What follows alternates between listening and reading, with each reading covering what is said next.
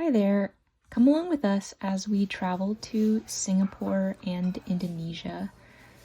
We made this trip with my family in June of 2026, and fortunately, there was a direct flight from Seattle to Singapore. However, that flight was 15 hours long, so fit in a bit of reading, a few meals, and of course, the best plane movie ever. By the time we landed, it was 5:30 in the evening, Singapore time.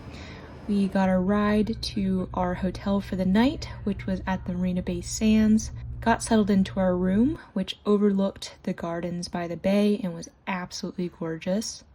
We got a quick dinner at the top of one of the towers in the hotel. And before going to sleep, I got an evening massage to wind down, and we called it a night.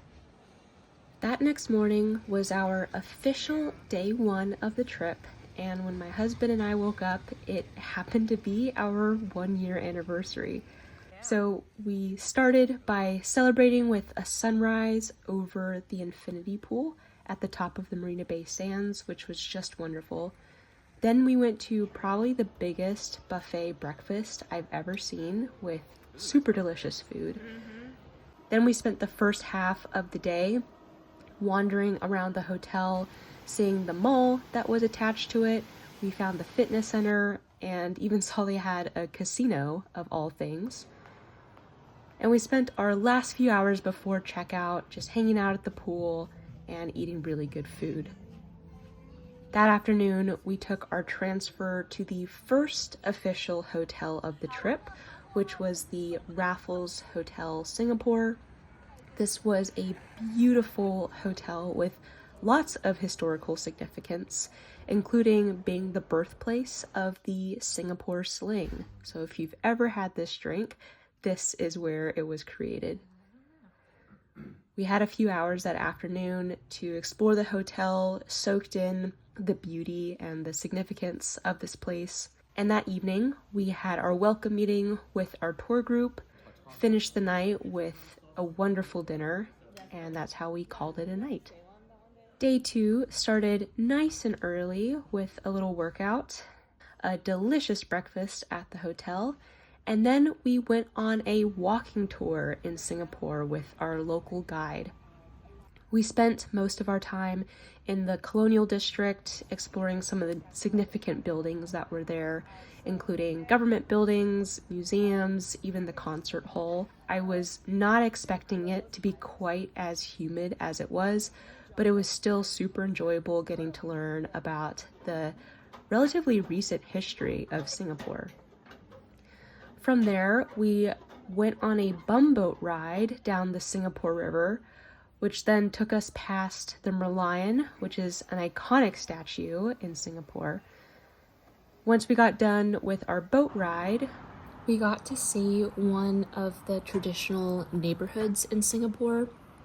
Because of how small the country is and how many people live there, a lot of the buildings are high-rises, but they were still beautiful and well-kept, and we got a really good tour on how homes were rented and sold in Singapore.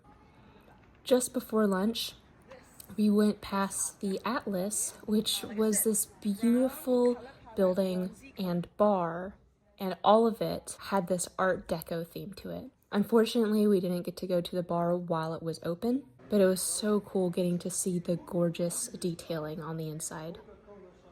Then it was finally time for lunch, and we went to a Peranakan neighborhood and went to the Intan, which was part home, part restaurant, and part museum. The homeowner's name is Alvin, and he cooked such an amazing meal for us, and even finished our afternoon with a little bit of a serenade.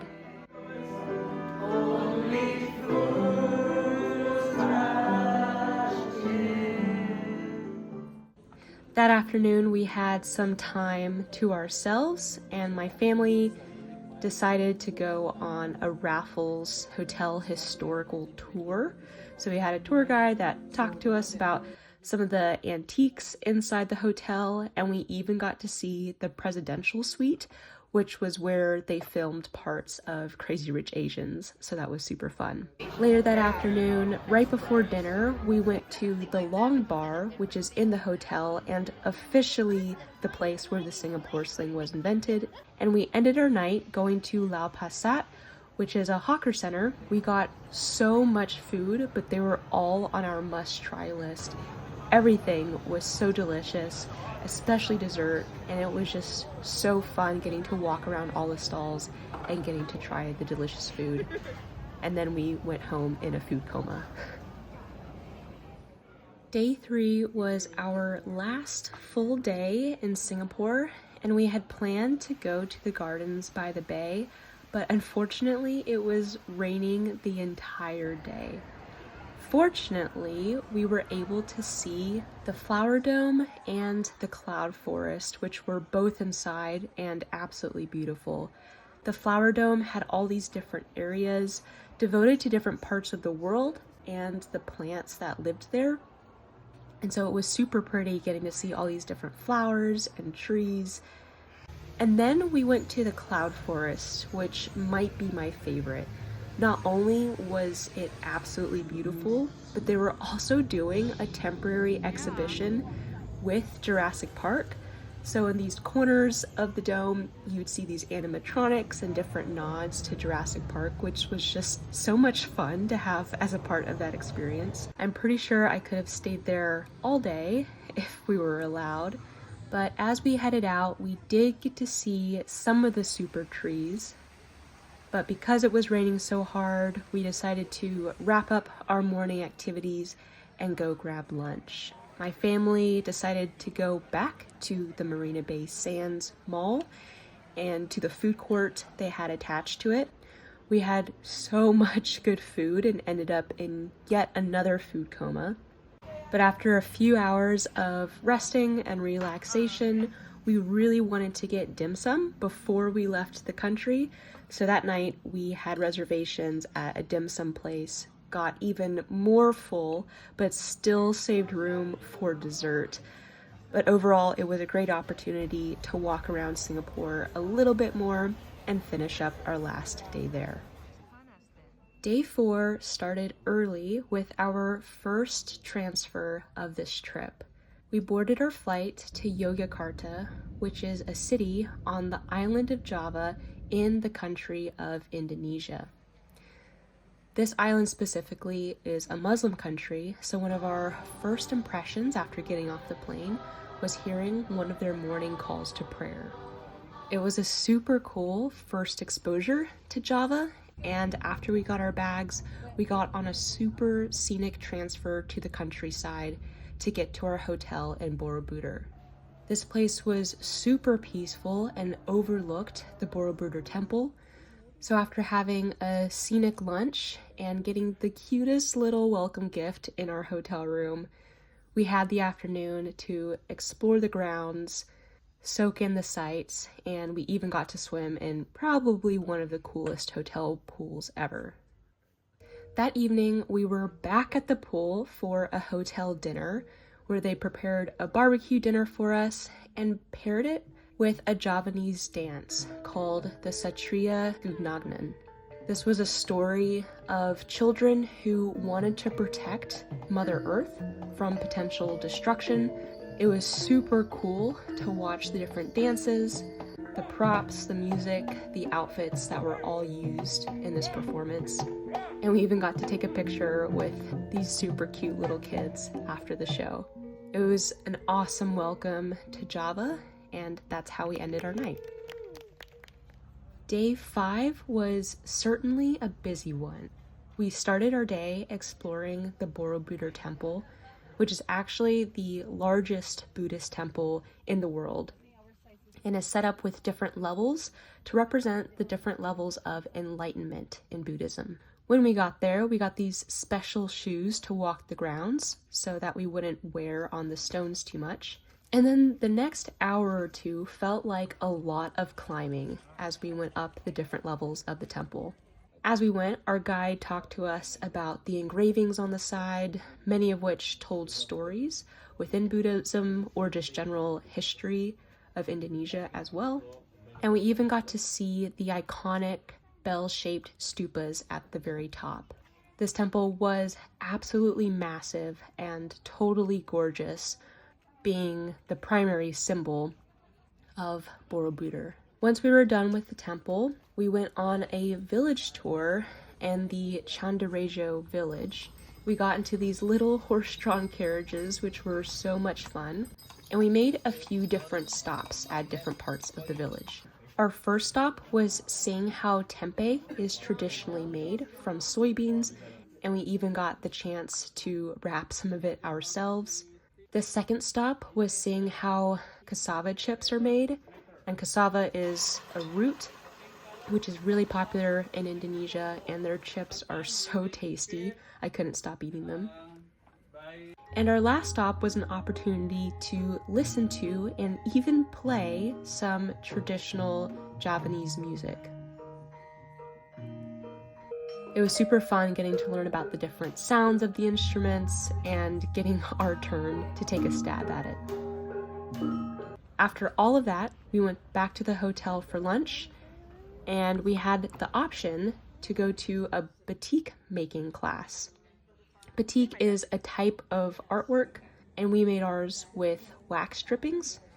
That evening, we just got some time to ourselves to soak in our last night at this hotel. I was able to spend time with my husband and my sister, and it was a perfect last night here. The first half of day 6 was pretty relaxed and pretty slow. We didn't have too many things planned until the evening. So my sister and I got to get a workout together that morning and got to soak in our last few hours at the hotel, and I even got to do a little bit of painting in the room. After lunch, our group checked out and we drove back into Yogyakarta. We had a super quick stop at the hotel with another cute message left in our hotel room. And that evening, we drove to the Prambanan temple. We got to explore the temple there and got to see some of the different Hindu figures. It was absolutely beautiful, especially paired with the sunset. After walking around there for a bit, we went to see the Ramayana ballet. We had a little bit of time before the show, so our group all got dinner together. And then we watched the first part of the ballet with the temple in the background, which was absolutely gorgeous. This ballet was about the story of Rama and Sita. Rama falls in love with Sita and wins her affections through a competition. Then Sita is kidnapped, and the main part of the story is Rama and essentially all of his friends coming to rescue her. There was a huge finale before the intermission, and in order to get back to our hotel on time, our group left during the intermission, but it was a fantastic way to end the night and get ready for the next day. Day 7 was another travel day, this time from Java to Bali. We started the day at another massive buffet breakfast, then headed to the airport and took our flight to the next island. Once we landed, we had a quick lunch and then headed into the monkey forest.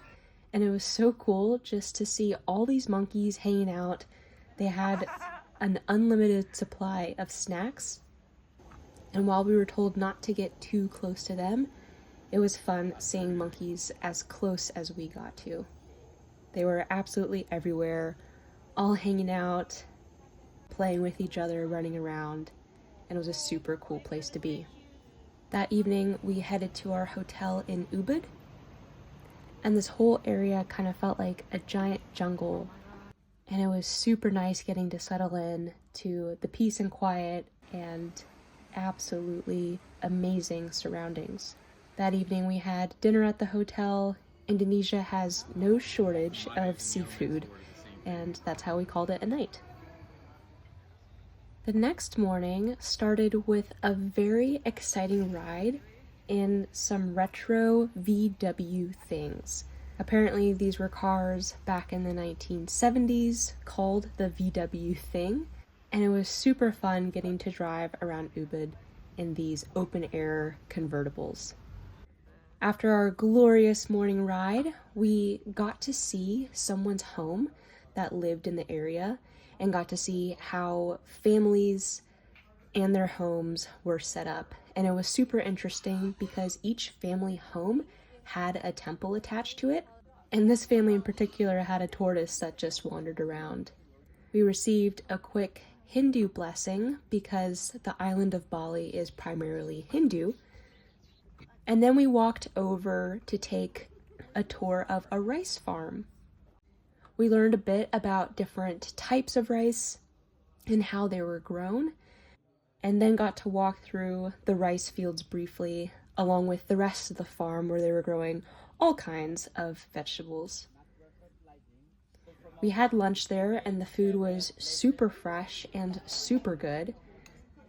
Then we took the cars back to the hotel and had a relaxing afternoon. That evening for dinner, my family and I decided to go into town and tried this amazing restaurant called Nusantara, which also just happens to be the name of the capital of Indonesia. And that day in particular, there was a Hindu festival going on. So on our way home, we saw so many people in the streets.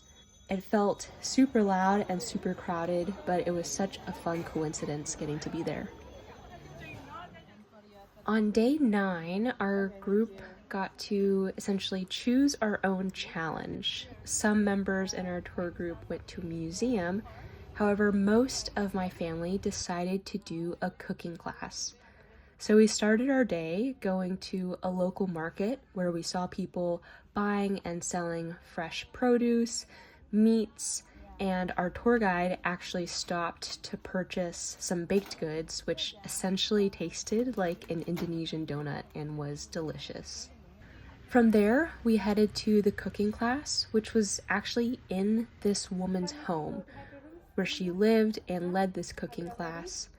And for the next few hours, she walked us through some traditional Indonesian dishes with fresh ingredients, fresh foods, and she taught us, item by item, how each dish was made. And it was so fun getting to learn the different methods to cook the dishes, from making curry to smashing ingredients with a mortar and pestle to cooking satay on an open flame. We were lucky enough to eat these meals for our lunch, and everything was absolutely delicious. That afternoon, my husband and I decided to walk in town and explore for just a little bit. We had an early dinner back at the hotel, which was paired with a very nice show. But we had tickets to the Shadow Puppet Theater at Oka Kartini.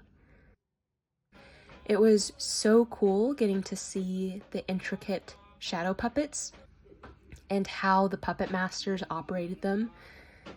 This story in particular was about Bima, and even though the entire show was not in English, it was still super cool to get to see those puppets move, and there were absolutely still many funny parts to the show. That was our last event for the evening, and a perfect way to cap off the night. Day 10, and we were relocating yet again, but this time we were going to the island of Flores so that we could be closer to the Komodo National Park. By the time we took our morning flight, got transport to our hotel, it was time for lunch, and we had the most beautiful welcome lunch right on the beach, which was where our resort was, and I was absolutely itching to get into the water. Fortunately, we had the afternoon free to just explore, soak in the sun, and be in the sand. And that evening, we had a sundowner show and dinner with some performances from employees at the resort. My husband was even voluntold to participate in one of the shows, and it was just a lovely evening watching the sun go down and getting to have dinner together. Day 11 was a big day. This was our full day in Flores, and we started it off by taking a boat ride to the Komodo National Park. We got inside the park, and it wasn't long until we saw our very first dragon, which was super cool to see. They were absolutely massive, and because we were there mid-morning, we saw so many of them just laying out and soaking in the sun to warm up for the day. We did keep our space though, because we heard that their bites were pretty deadly, so honestly, I'm glad that they weren't moving that quickly, and we just got to look at them from afar. After a while of taking in the dragons, we went on a short nature walk to see some of the other animals in the park. And from there, we got back on the boat and headed to another hotel for lunch. The food was amazing, like always, and there were a few of us that stuck to the boat after lunch to go snorkeling. Now, unfortunately, I did not bring my waterproof camera gear, but the water was absolutely amazing. People saw turtles, we saw so many kinds of fish and coral as well, and it was a wonderful afternoon adventure. Later in the afternoon, we had time just to soak in the beach and the pool, and that evening, my husband and I got an early dinner to watch the sun go down from the resort restaurant, and we capped off the night with a lovely massage, and it was a perfect end to the day. Day 12 was another travel day. This time we got to go back to Bali, and I was so excited because we'd be spending more time on the beach in Jimbaran Bay. But before we headed there, we got a quick lunch in Bali once we landed, and then went straight to a kite flying demonstration. The first time we got to Bali, we saw so many kites flying from afar, and so it was so cool getting to see these kites up close. We had a team demonstrate what they called a medium-sized kite for us, which was still absolutely huge. And then we got the opportunity to help raise the kite and bring it back down as well. We saw an example of their small kite as well as their extra long kite, learned more about what these kites were made out of, how they were put together, and the symbolism that they had. And it was a super cool afternoon demonstration. Once that activity was wrapped up, we went to the hotel and we were greeted by a bunch of beachside and water views, which was perfect for the afternoon. It was so cool getting to be there in Bali. That evening, we all met up for a sundowner dance. This time it was a kecak dance, which is a native Balinese style dance, and we watched the story of Rama and Sita again, but this time done in the kecak style, and it was super cool, probably one of my favorite performances from the entire trip. After that performance wrapped up, we did have dinner reservations at a hotel nearby. It was my younger sister's birthday, so we took the opportunity to get a wonderful Indonesian-style dinner and celebrate her that evening. It was the perfect way to wrap up the second to last night of this trip. On our last full day of the trip, we built in a few more excursions, the first of which was the Uluwatu Temple, which had these jaw-dropping views of the cliffside. It was super beautiful, and we just happened to be there while they were setting up a festival, so there was extra activity going on while we were there. This temple also happened to be in another monkey forest. This one was infamous for having monkey gangs, so we were a little bit nervous that we would have our sunglasses or hats taken from us, but fortunately, because of the upcoming festival, the staff had cleared out a good portion of the monkeys, and so we didn't have to worry about our stuff. However, we did get the opportunity to feed some monkeys, and they were super cute, and it was just so fun getting to watch them. Our one other stop later that morning was the Garunda Vishnu Kanchana statue. This statue is huge, and I had seen it from the airport a few days ago, but had no idea what it was until we got there. This statue is said to be the start of a bigger project to create kind of a resort and theme park in Indonesia. And so they have plans for the upcoming years to continue building out and expanding the area. The scale in here just seemed so massive, and it was incredible getting to feel so tiny in a place like this. Once we wrapped up these morning adventures, we had the afternoon to relax or fill with whatever we wanted to do. So we took it easy on our last day, got lunch by the pool, met our family down at the beach, and then that evening we had our farewell dinner. It was bittersweet watching our last sunset and having our final moments as a group together, but it was so wonderful getting to share the evening with these wonderful people. Day 14 was departure day, so we'd already said goodbye to a big portion of our group, but because my husband and I had a later departure, we got to get in a few extra hours of sun and sand before heading to the airport.